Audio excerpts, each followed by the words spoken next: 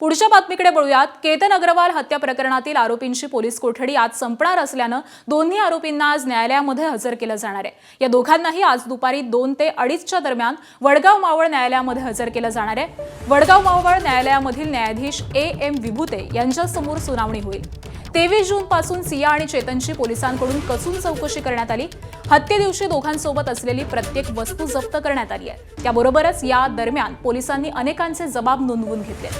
तसंच केतनच्या हत्येचा उलगडा करण्यासाठी पुणे ग्रामीण पोलिसांनी काल लोहगडावरती जाऊन संपूर्ण घटनेचं थरारक पद्धतीने सीन रिक्रिएशन केलंय। मुख्य आरोपी सिया गोयलला पोलीस बंदोबस्तामध्ये घटनास्थळी नेण्यात आलं, जिथून केतनला दरीत ढकलण्यात आलं होतं। पोलिसांनी फॉरेन्सिक तज्ज्ञांच्या उपस्थितीत थेट मानवी आकाराच्या डमीचा वापर केला।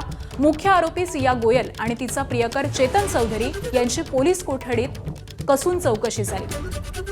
दरम्यान या 7 दिवसांच्या चौकशीमध्ये पोलिसांच्या हाती कोणकोणते पुरावे लागलेत आणि पुढे आणखी कोणता तपास करायचा आहे हे सगळं वडगाव मावळ न्यायालयामध्ये सिया आणि चेतनला हजर केल्यानंतर पोलिसांकडून मांडलं जाणार आहे। यावरती सिया आणि चेतनला पोलीस कोठडी वाढवून द्यायची की त्यांची न्यायालयीन कोठडीमध्ये रवानगी करायची याचा निर्णय न्यायालय घेणार आहे।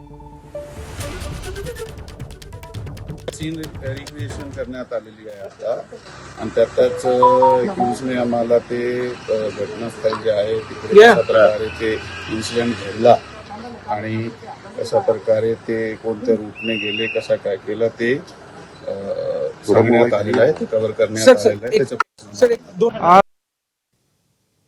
आणि लोहगडावरती सीन रिक्रिएशन कसं करण्यात आलं तेही पाहूयात। ग्रामीण पोलीस सकाळी 10:30 वाजता सियाला एकटीला घेऊन लोहगडावर गेले। सोबत केतनच्या वजनाचा पुतळा नेला।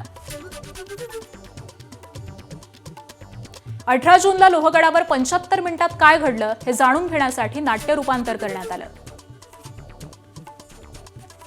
हत्ये दिवशी लोहगडाच्या पायथ्याला 9:20 केतननं कार आणि चेतननं दुचाकी कुठे पार्क केली हे विचारलं। तिकीट काढताना हावभावातून एकमेकांना काय सांगितलं, सीसीटीव्हीतील त्या प्रसंगात काय काय घडलं हे देखील विचारलं।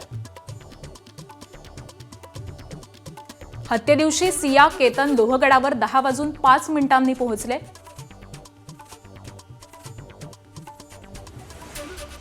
पुढची 15 ते 20 मिनिटं कुठे कुठे ट्रेक केला, त्यावेळी चेतननं कसा पाठलाग केला हे विचारलं।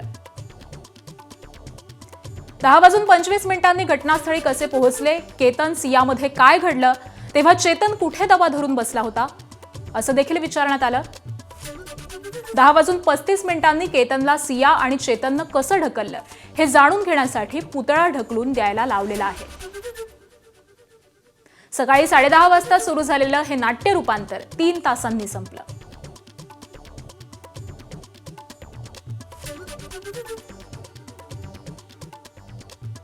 आणि केतन अग्रवाल हत्या प्रकरणामध्ये एक अपडेट समोर येते।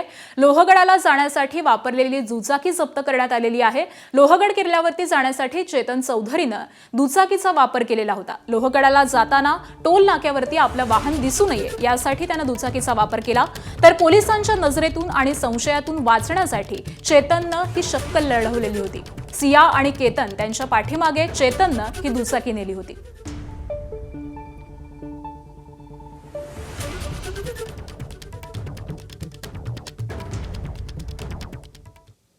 दरम्यान केतन अग्रवाल आणि सिया गोयल यांनी बालीमध्ये प्री वेडिंग शूट करण्याचा प्लॅन रद्द करण्यामागे देखील सियाचाच हात असल्याचं समोर आलंय।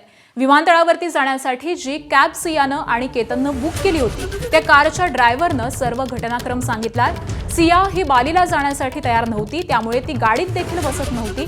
त्यावेळी सियाच्या भावाचं आणि सियाचं भांडण झालं आणि त्यानं तिला गाडीत बसवलं। त्यानंतर दोघांमध्ये वादही झाला। पुढे किवळे लोढा इथून केतन आणि त्याच्या परिवाराला घेऊन ते पुढे निघाले। त्यानंतर फूड कोर्टवरती नाश्त्यासाठी त्यांनी गाडी थांबवली। त्यावेळी सिया कशाच्या तरी बहाण्यानं गाडी जवळ आली आणि तिनं गाडीतून काहीतरी काढलं आणि खिशात ठेवल्याचं कॅब ड्रायव्हरनं सांगितलंय। एअरपोर्टला त्यांना ड्रॉप केल्यानंतर पुन्हा केतनचा ड्रायव्हरला फोन आला आणि त्यानं पासपोर्ट कारमध्ये पडला आहे का अशी विचारपूस केल्याचं या ड्रायव्हरनं सांगितलंय।